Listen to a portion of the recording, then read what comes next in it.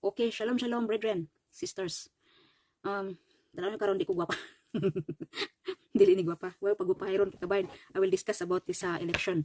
So because tungod sa kahugaw sa pamalakad sa atong panggobyerno des Pilipinas, I see nga kanang grabe ang pangwartahay. Grabe ang pangwartahay, and this is the battle as usa ka believer. Kung ikaw nag purify ka sa imong kaugalingon into a holiness before Elohim, ang temptation duol kaayo sa imong palibot, kay nakapalibot man ni sila nato, diba? So now what happened in our country is really kining election nga pinakahugaw, gusto nang hugaw pa nga ang tao pwede ra mabayran. We have not to forget that the God of this world is si Hasatan, and he is the God of Mammon, and this is how he will entice the people of Elohim. So and there are many nga matrap jud ani. So once ang usa ka magtotoo nga katawhan sa Israel, that's children of Jacob, matrap ani ug ma-fascinate aning kabahin sa mga gifts from the world, from the kings, from all those politicians in the world, in our country. Matrap mo ani masilawan mo ana ilang mga gagmay nga kwarta ug mga gifts nila, ang mahitabuan na ay baylo. So now I will give example for those sa mga katawhan sa Elohim nga iyahang how they are been kanang gitempt sila. So I will share this the life of kuan. Katong if you remember si Naaman, the captain of the king. So the captain of the host of the king of Syria was a great man with his master and well, na siya leper, di ba? Nagka-leprosito siya. So na gusto siya magpaayo. So mao to nga dito siya nidong ni Elisha. So ang nahitabo sa sitwasyon ni Naaman ug ni Elisha. So I will give example because you have to read that story.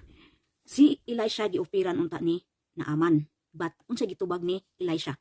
We will see. I will read. But he said, as Jehovah lived before whom I stand, I will receive none. To take, and he urged him to take it, but he refused. So you see, ni-offer si Naaman niya after sa iyang kanang cleanse ni Elisha nga to ni Naaman. So we're gonna read 2 King 5:15. And he returned to the man of Elohim, to Elisha, he and all his company, so si Naaman and his company, and came and stood before him, and he said, behold, now I know that there is no Elohim in all earth, but in Israel. So now, therefore, I pray thee, take a blessing of thy servant. So unsa gitubag ni Elisha? But he said, as Jehovah live, before whom I stand, I will receive none. And he urged him to take it, but he refused. Gipugos pa gyud siya ni Naaman nga ipadawat ang blessing. Ang iyang i-gift unta ni kuan ba ni ngadto ni Elisha. So mo na reply ni kuan, wa gyud siya mo dawat. No, di ba? Because when it is the work of Elohim, dili ka pwede dili ani mo sagulan og kanang pangwarta. The same as Yeshua said to his disciples, nga dili sila tiklag unsay para pagkaon, but not kanang kuan ba, kanang mabayran bitaw sa ilang, this is another story. So the same punto nila nga di sila pakuanan og mga material, even mga silver and gold. You see, kibaw ka kini ang kisahing dawat sa kanang sa blessings ni gi-offer ni kanang kuan ni Naaman, ang servant ni Elisha. Ang servant ni Elisha mo ay ni-receive sa kanang blessing ni kuan ni Naaman. So we gonna read. But Gehazi, the servant of Elisha, the man of Elohim, said, behold, my master has spared Naaman his servant, is not receiving at his hands that which he brought, but as Jehovah live, I will run after him and take somewhat of him. Can you imagine? He used the name of Jehovah just to run after him. Can you imagine this corrupt mind of the servant of Elisha? Can you imagine a servant of Elisha, the prophet? So Gehazi followed after Naaman, and when Naaman saw him running after him, he lighted down from the chariot to meet him and said, all is well? And he said, all is well. My master has sent me, saying, behold, even now there become to me from Mount Ephraim 2 young men of sons of prophets. Give them, I pray thee, a talent of silver and 2 changes of garments.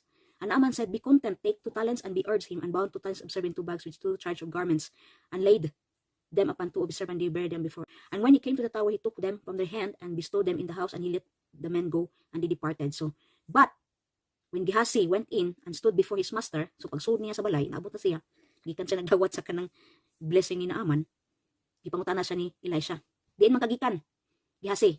And he said, thy servant went no whither. Wala, si asa na bagi, went no whither. So namakak siya, di ba? Namakak siya.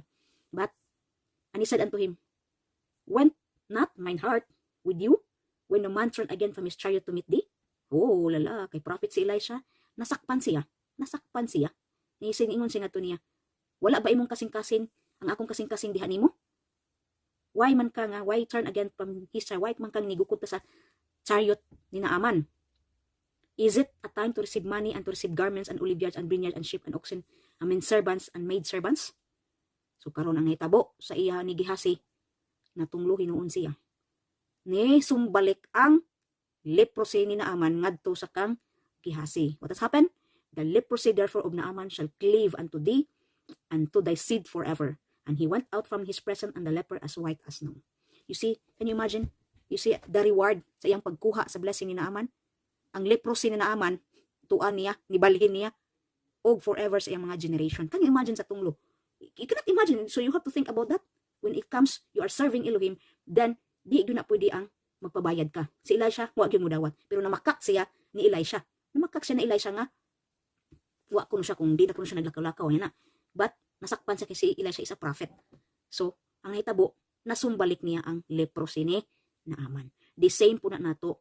Kung kita katawan na Elohim, kung gusto kag blessing sa Elohim, do not partake all these mga kanabang mga dirty o dili ka hipahimuot sa Elohim. Dili makapahimuot sa Elohim. You see, the price to pay when mo kalasta sa Elohim. You know, in a small, kagamay lang nga decision masipyat ta. Kaya atong heart dili ta ga-wave ta. Nag-doubt ta. You see, without ta.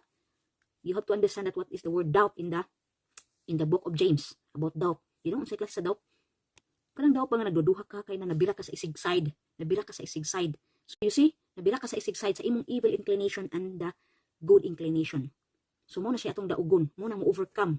Pero mahimot ang Israel, we must overcome all this temptation. Ang number one temptation nato is about money. Why? Because of the famine is coming in sa labi na sa ato ang mga atong panginabuhi. Mao jud na siya atong struggle. Why we not ask Elohim sa atong mga needs, di ba? Why? And because usa man na ang atong patient mo ato ang kuanon i-test po na siyang patient nato sa Elohim. Ano is not easy because myself I'm undergoing with my patience karong nga time. I am undergoing but there is no way. I am waiting for Elohim's answer because you force yourself to do your own ways and at the end you will be facing, you will mabangga lang nimo ang wall and that it will be painful kung kana siya ang wall ang imong mabangga. Kaya ano why? Because you continue your ways and it's not the ways of Elohim. So now by this bribing money in the Philippines is really an abomination unto Elohim. So be watch out mo sa inyong mga actions because in the mind nato it is shall said that the enemy is dragging in our thoughts about this kanang mga kuan mga mapandol ta. The evil inclination and the good inclination is fighting one another. So mo na nga mo overcome ta as Jacob overcome to become an Israel. So that is the biggest nato nga challenge sa atong life as bita gusto og kanang spangki sa Elohim di we continue to the blessings of Elohim. So we have to mirror the life of our forefather.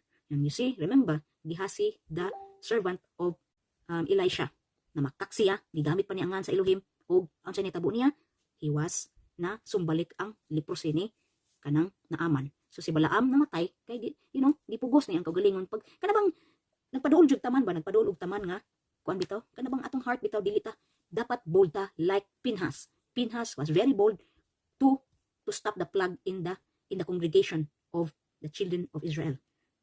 Stop niya ang plague. Siya nakastop sa plague because he is the one who killed the man who brought an Israelite who brought a Midianite woman in the congregation of Moshe. Accuse niya si Moshe kay lagi na kay si Moshe po, he was marrying a wife Sipora from Midian. But it's another story. So from that, it is Pinha, he was bold enough to stop because Elohim was very angry to his people Israel. So don't wait, the anger of Elohim will strike among the satag-satag sa nato because that is very, very, very, very scary. Very, very scary. So mind that sa inyong walk because we are individual.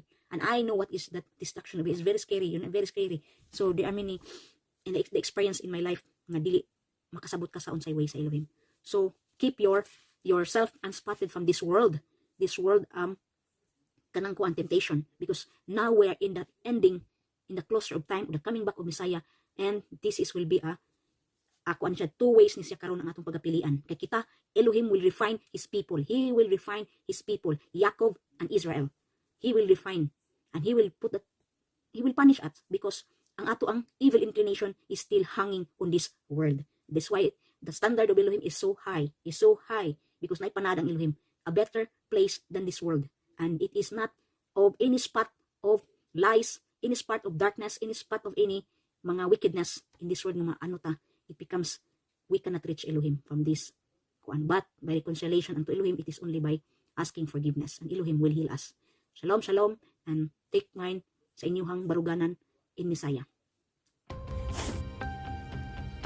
Gather not my soul with sinners, nor my life with bloody men, in whose hands is mischief, and their right hand is full of bribes. But as for me, I will walk in my integrity. Redeem me and be merciful unto me. My foot stand in an even place. In the congregation will I bless Jehovah. Hallelujah.